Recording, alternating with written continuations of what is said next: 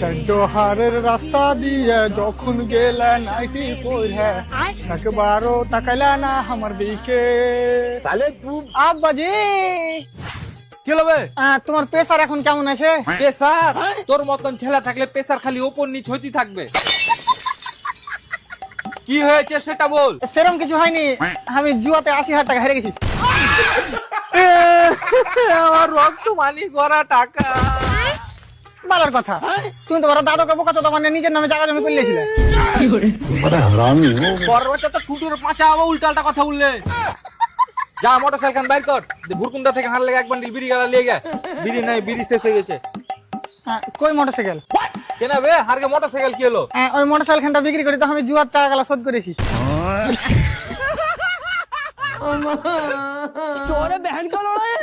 अबे साले তুই যা শুরু করেছিস, তুই দেখতে দেখতে আমাকে বেচে দিবি। তোমার ফটো দেখাইছি, সালাটা 1300 টাকা দিতে চাইছে। আমি বললো যে যত সুয়ারের মতন মুখ হোক না কেন আমার আব্বার, এত কম রেট আমি দিতে পারবো না। তার মানে কেউ তোকে 1 লাখ টাকা দিলে তুই আমাকে বিক্রি করে দিবি?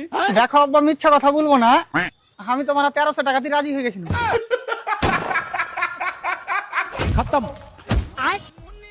আব্বা মরে গেলে নাকি? अबे साले আমার মরে গেল, লাভ আছে, বাড়ি খান তো পাবো। ও মরনি।